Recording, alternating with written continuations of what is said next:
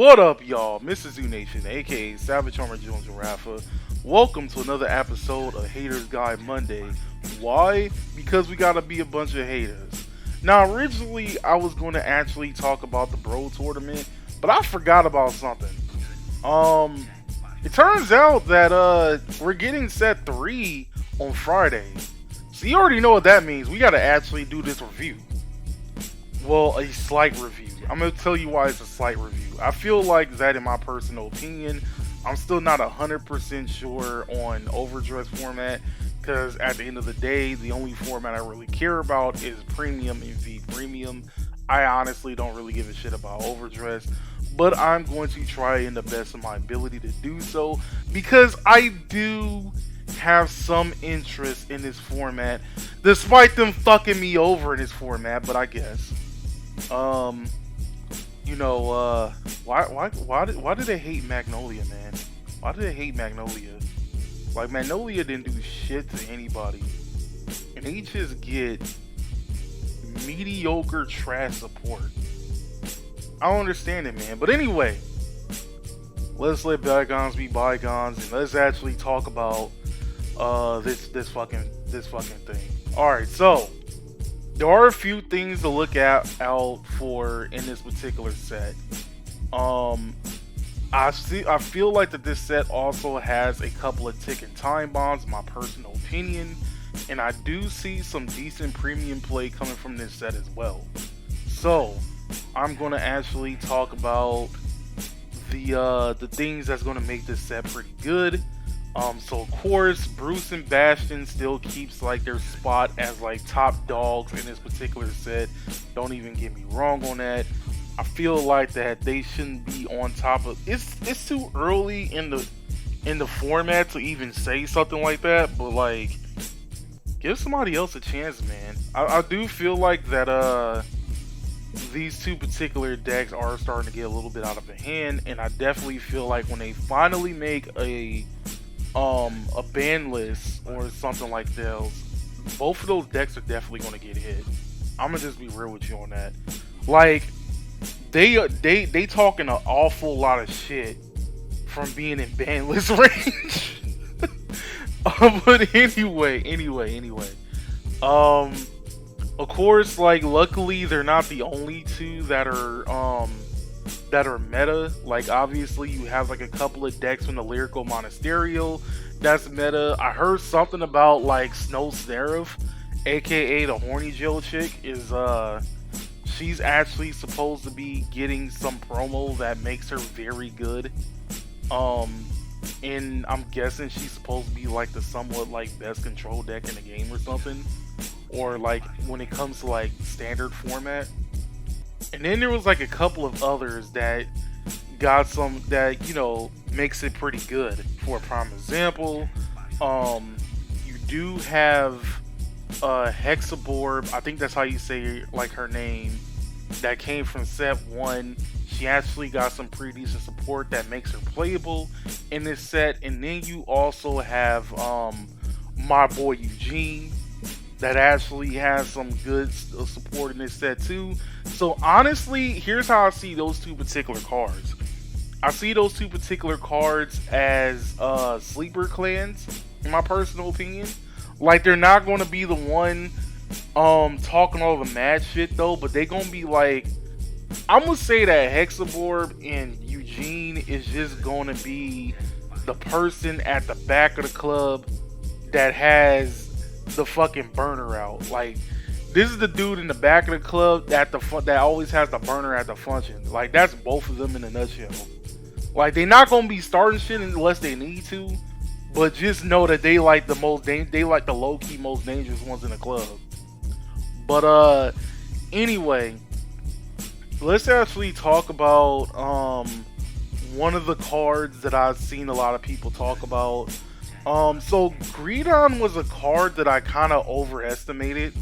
I was thinking that Greedon was supposed to be like one of the best, you know, things in the game. But then after looking at it, thinking about it, and like talking about it with a couple of other people and whatnot, Greedon is kind of sort of mediocre. Like, at best. Like, it's not like one of the best ones though, but I still, in my personal opinion, feel like he's a ticking time bomb. I feel like that he's gonna get like that one or two support card that's gonna make him one of the best decks in the game. And that there's no ands or buts about it. But to be honest, I feel like the greed on support works pretty good in premium format. So one of the things that I remember is hearing a lot of people talk about was Desire Devil Goleman. And the reason being is because Desire Devil Goleman has the ability of forcing your opponent to call two or more cards at the same time from their hand to the Guardian Circle if this unit was placed into the soul by your grade 3 or greater Vanguard at this particular turn. I don't remember. Actually, no. I don't remember if Gear Chronicle has a way of putting random cards into the soul by some means or matter, but Dark Irregulars, Pale Moon, and Spike Brothers most definitely do. Now, if it does so happen that Gear Chronicles does have a way to put something into the soul, because at this particular time, it's been a while since I went against Gear Chronicles that I kind of don't remember exactly 100% of everything they have up their arsenal. I just remember like a lot of the key cards. But I do also remember those key cards were like limited to being like, oh, they have to be Zodiac Time Beasts or, you know, all this other stuff. At the same time, if they do, then they're also kind of sort of counted into this thing. The issue that I have with this card in general though, is specifically for Nightmare Dolls. Because I know like a lot of people were talking about, oh, this will be perfect for Nightmare Dolls because of like the Leslie loop and whatnot. And I'm sitting here like, no, that's kind of you're overestimating. It's like you're kind of sort of overestimating it, like as well. Because here's my thing. In order to do the Leslie loop, you have to use Alice that has a Counterblast 1 and a Soul Blast 1 cost in order to use her ability. You have to be at 5 damage, and then at the same time, you have to use a Counterblast for this particular card too. At the end of the day, the issue with all of this is that you're not really going to get as many attacks as you think you're going to be getting.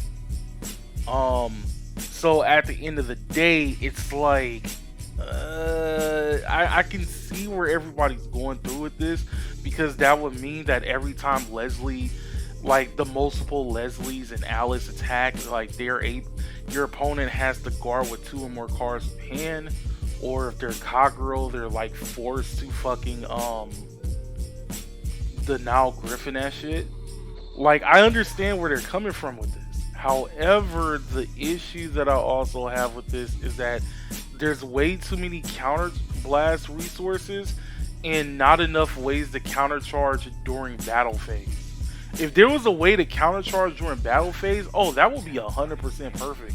This would most definitely be like a decent card to put into Nightmare Dolls. But I still, in my personal opinion, would not even think about putting this into Nightmare Dolls, because for one, it's a waste of space. For two, it's not a Workaloid. And three, again, unless if you have a way to countercharge during the battle phase without destroying the original strategy and without making everything look super inconsistent, then yeah, this will honestly be a very good card, especially if it so happens that one of the Leslies got the over trigger, like during that battle phase. So I can see where they're going through with this though, but at the end of the day, I still feel like that y'all niggas are capping at the end of the day.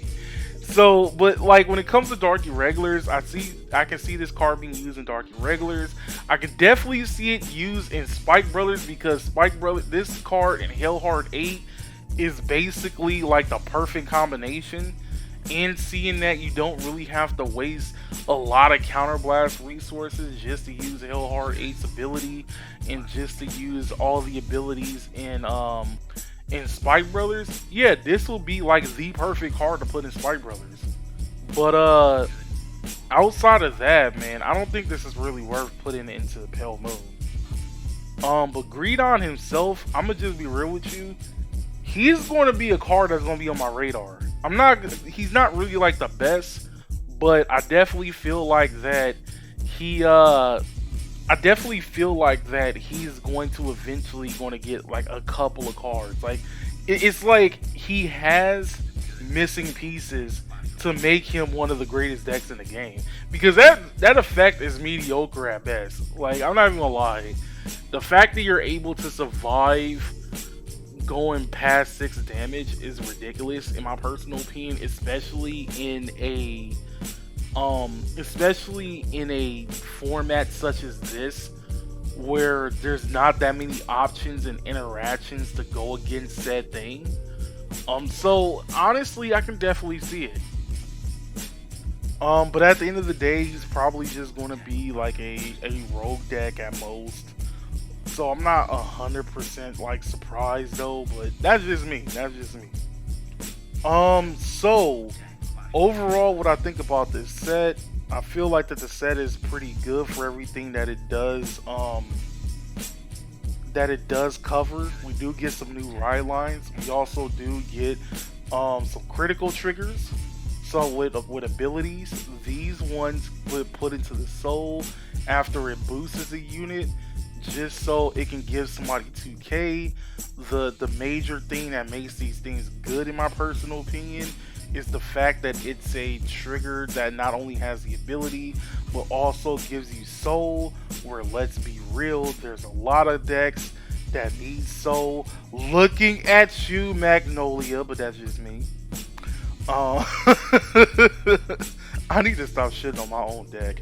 So what about the stuff I'm interested in looking into? There's a couple of things that I am interested in I know I'm going to pronounce this wrong, as a Stoichia player. I don't know why they have to make like the most difficult name to pronounce. As a Stoichia player, of course, I'm obviously looking at Flagbird. You know, Flagship Dragon, Flagbird Dragon, aka Maelstrom Jr. This card I'm definitely looking forward to. I don't think that Flagbird is going to be good right off the bat. However, he did get a support card in set 4 as it's being like as set 4 is still being, you know, spoiled and whatnot, that allows him to it actually works more than just Flagship Dragon. It actually works in both Magnolia and Zorberg, or however the fuck you say it. Like, I feel like that it kind of sort of works in those two as well, but not too much as in Flagbird, because it has the ability, like, after it attacks X amount of times, it puts itself into the soul and you draw a card. So it not only helps with like with soul management, it also allows you to draw a card, which is actually pretty good. It also does have a couple of decent abilities as well. So that is a card that I'm definitely looking forward to when it comes out. Now, as far as Flagship Dragon in general, I do feel like he's going to be causing a ruckus, but because of stuff like Bastion, because of stuff like Bruce, and then you obviously have like some of the lyrical monasterio cards. How do you say this chick's name? Like L'Oreal or whatever. Wait, how do you say this? Lenorel,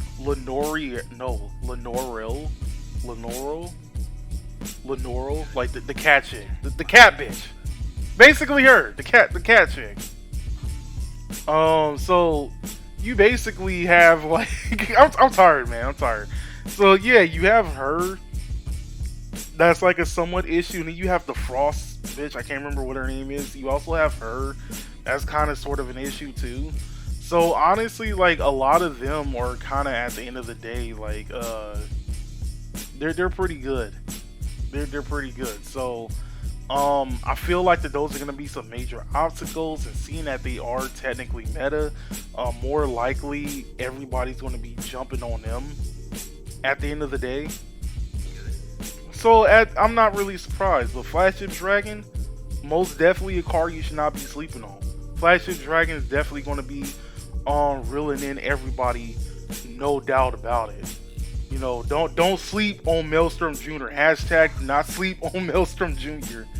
I'ma just be real with you on that.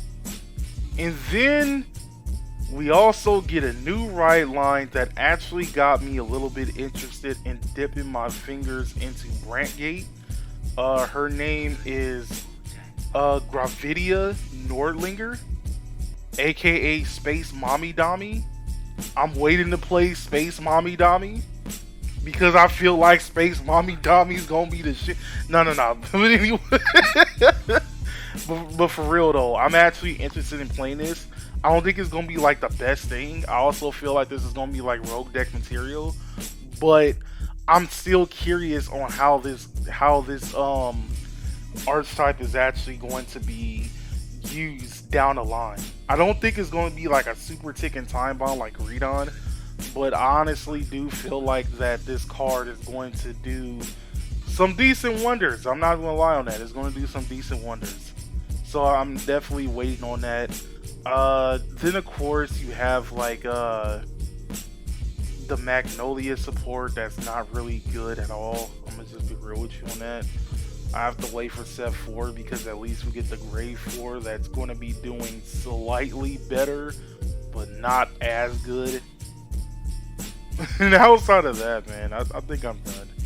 Those are basically all the ones that I have like, that I have like an interest in. But tell me what you guys think, man. I feel like this set is actually going to change a lot for Overdress, and it's something that Overdress definitely needed. But with all that being said, my name is Mr. Zoo Nation, aka Savage Armor Jump Rafa. This has been the Haters Guide.